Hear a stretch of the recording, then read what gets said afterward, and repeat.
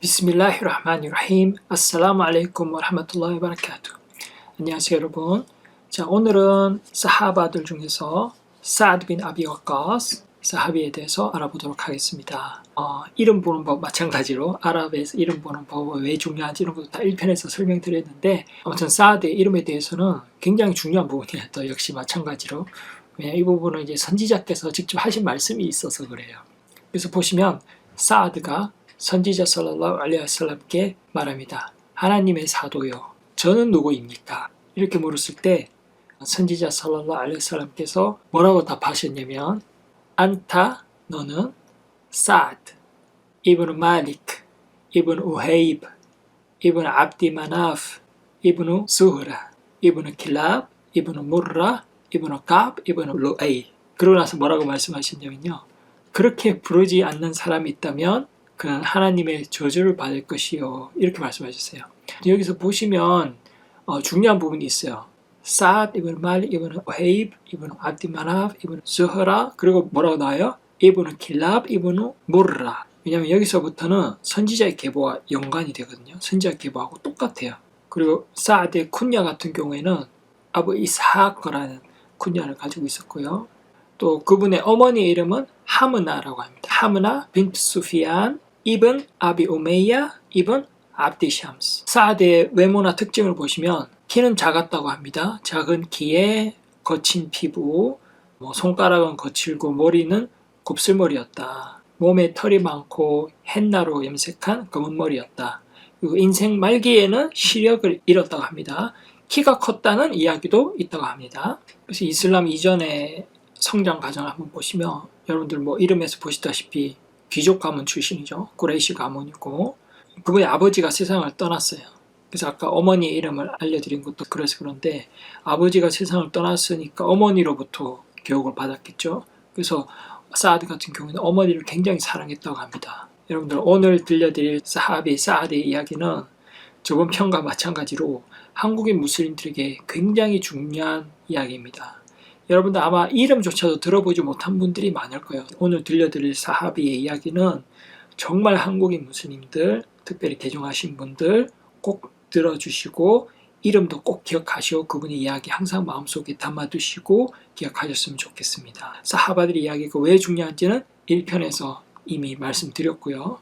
그래서 어머니로부터 교육받았고, 또 사드 같은 경우는 그분의 어머니를 굉장히 사랑했다고 합니다. 사드는 이슬람 이전에는 화살촉을 만드는 일을 했다고 해요. 그래서 활도 만들고 화살도 만들고 수리도 하고 활쏘기도 연습하고 했는데, 활쏘기 연습 엄청 막 열심히 해가지고 사람들 볼 때 정말 큰일을 준비하나 이렇게 보일 정도로 열심히 했다고 합니다. 사람들은 이제 사드를 진지하고 똑똑한 젊은이다 이렇게 평가했다고 하고요. 그래서 사드는 이슬람이 아직 도래하기 이전이지만 그때도 사람들의 종교, 불신이 있는 그 종교, 삶의 방식, 잘못된 믿음, 부패한 관행, 미신 이런 것들을 싫어했고 만족하지 못했다고 합니다. 그러던 중에 어느 날 아침에 아부바크, 그 인자한 아부바크르가 나타나서 그에게 부드럽게 말을 걸고, 무함마드 이븐 압둘라 살랄라후 알레이히 와살람, 압둘라의 아들 무함마드 알지 않느냐, 그가 계시를 받았고 진리의 종교로 인도받았다 이렇게 말했습니다. 그리고 아부바크르는 사드를 데리고 선지자께로 갔죠. 그때는 늦은 오후였다고 합니다. 선지자 살랄라후 알레이히 와살람께서는 오후 예배, 아스르 예배를 드리고 계셨고요. 사드는 정말 행복했다고 합니다. 왜냐하면 그 이슬람 초기에 입교하는 초기 사람들 중에 한 명이 된다는 거니까 굉장히 영광이니까요. 그래서 선지자 살랄라후 알레이히 와살람께서도 사드가 무슬림 됐을 때 굉장히 기뻐하셨다고 합니다. 그는 이제 탁월한 징후들도 보았고 아직 젊은이니까 빛나는 초승달이 조금 있으면 보름달이 되잖아요. 그런 것과 같이 성장할 것이고 위대한 것들을 약속하셨다고 합니다. 사드가 얼마나 젊은이였냐면 그때 나이가 17살이라고 합니다. 그래서 사람들은 한 6명 정도 이슬람 수락한 다음에 사드가 이슬람 입교했다, 아니면 4명이 들어온 다음에 이슬람으로 들어왔다, 이런 여러 가지 설이 있다고 합니다. 근데 이제 사드가 말한 거에 따르면 나는 예배가 의무화되기 전에 이슬람에 들어왔다. 아솔라, 예배가 와집, 의무로 지정되기 전이 있었거든요. 그 전에 이슬람에 들어왔다고 합니다. 그래서 사드는 구레이시 가문이고 고귀한 혈통이고, 그러니까 메카의 사람들이, 특히 젊은이들이 볼 때 따르고 싶고 자랑스럽고 그럴 수가 있는 거죠. 그런 걸 제외하고서도 아까 전에 영상 처음에 사드의 이름 봤잖아요. 가문명 쭉 나오죠. 가문 이름들, 조상들 이름 쭉 나오죠. 선지자 같은 계통에도 있었고, 그죠? 거기다가 선지자 외삼촌이었다고 합니다.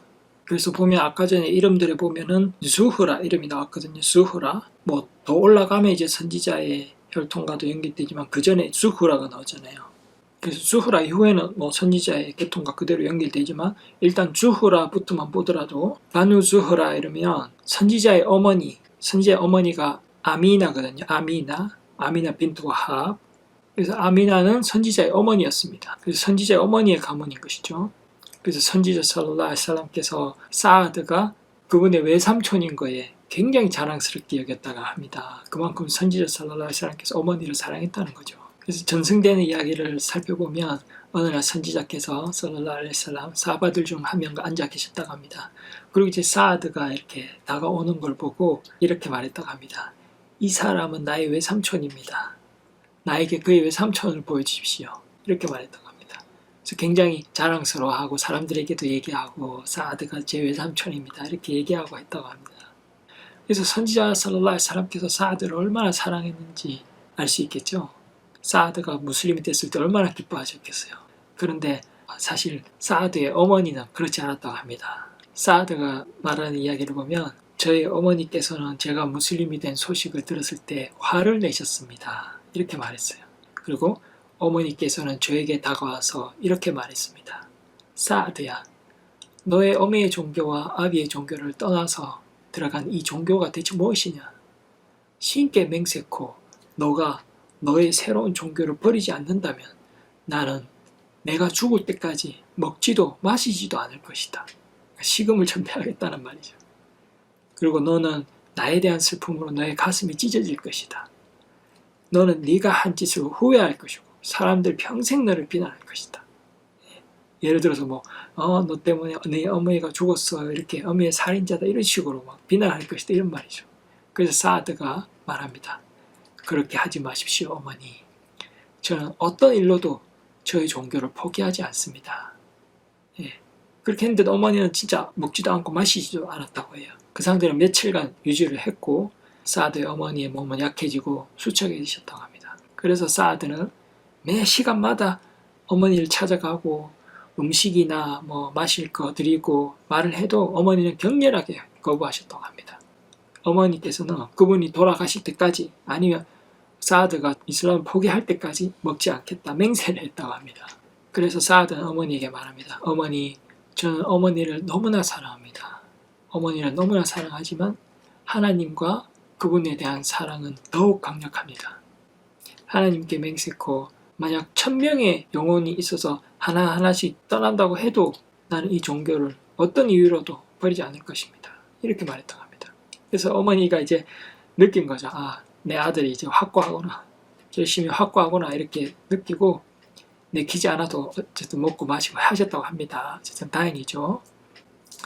여러분들 그래서 제가 한국인 무슬림들이 저번 편도 마찬가지로 이번 편에서도 정말 중요한 사하비의 이야기다. 사하바들의 이야기를 왜 여러분들이 집중해서 마음에 새기고 기억하고 해야 되는지 이제 아시겠죠.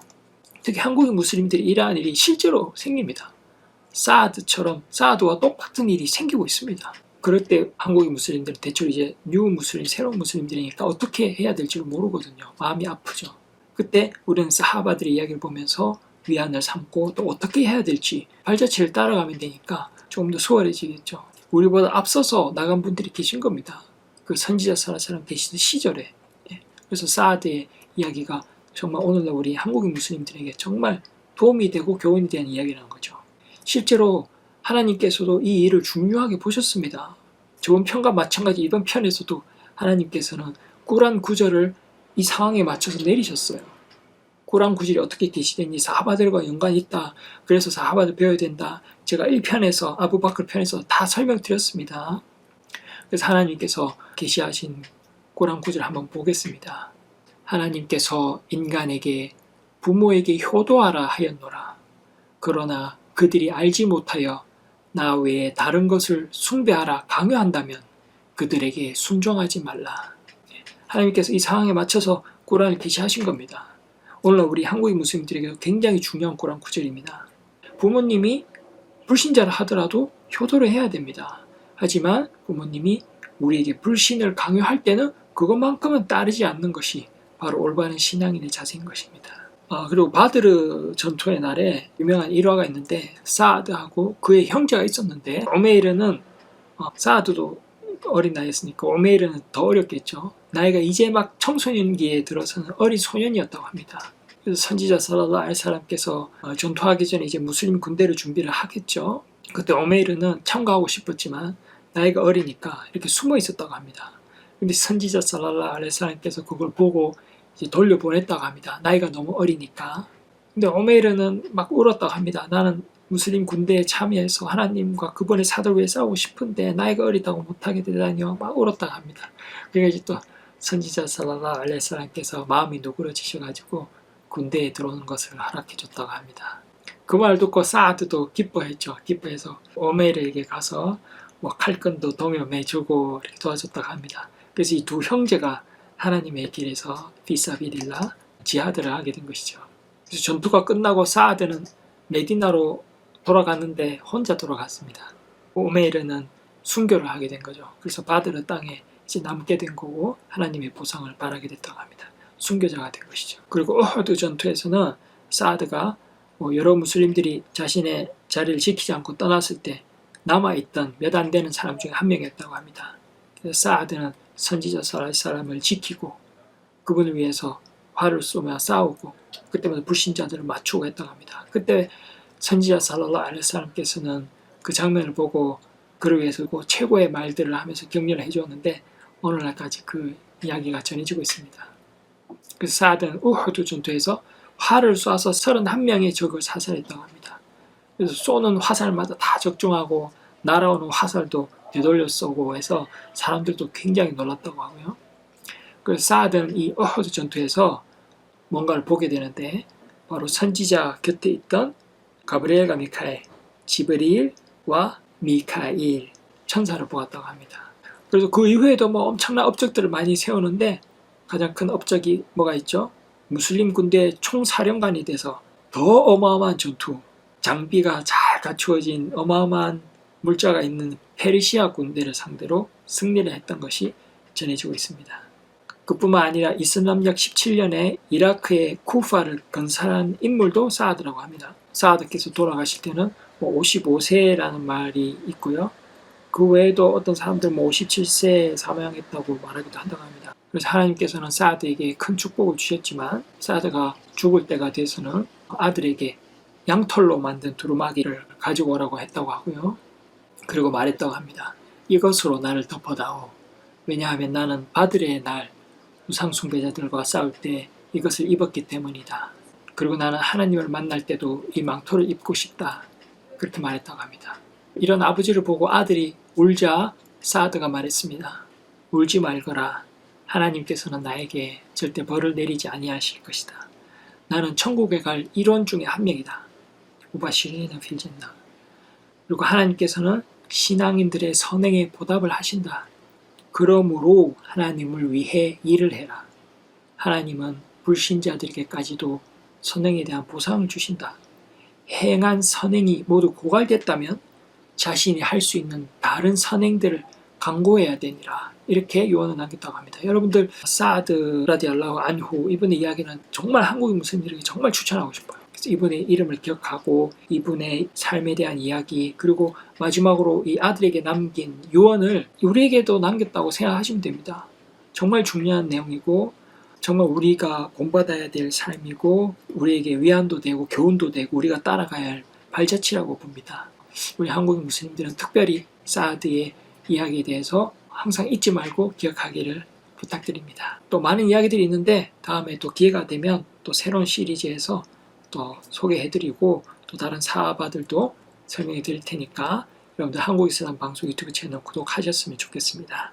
그럼 또 다음 영상에서 뵙겠습니다. 감사합니다.